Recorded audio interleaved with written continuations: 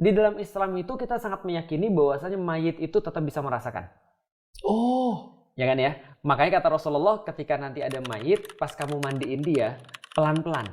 Karena dia barusan sulit daripada ditarik nyawa. baru mengalami, sakaratul maut. Iya. Maka pas kita harus mandiin dengan pelan-pelan, jangan sampai dikasarin gitu maksudnya. Nah, jadi mayit itu adalah konsepnya dia masih merasa. Bahkan kemudian ketika dia sudah di dalam kubur, itu kata Allah bagi orang-orang yang soleh sama orang-orang yang nggak soleh perlakuannya berbeda. Artinya mereka tetap merasakan. Nah, yang paling nyata adalah ketika Rasulullah itu lagi jalan bersama para sahabat itu berhenti dan sedih banget.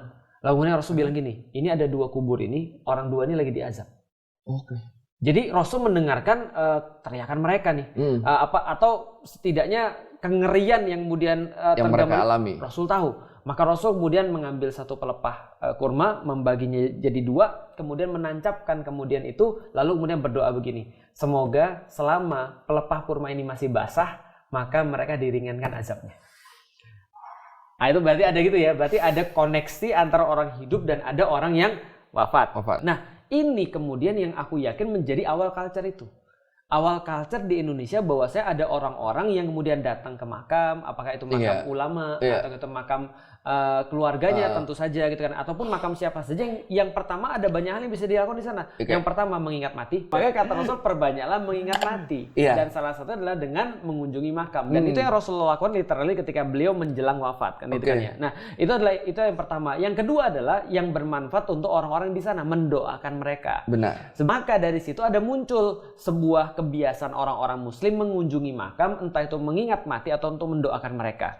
Nah, hanya saja bro, problematikanya kan ini kan tidak terstruktur nih.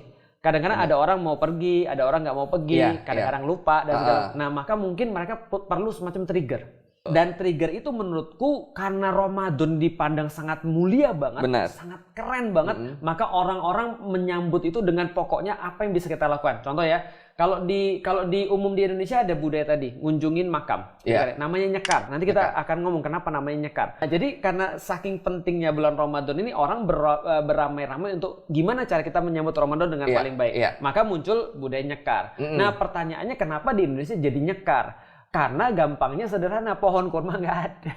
Jadi artinya digantikanlah sama kembang.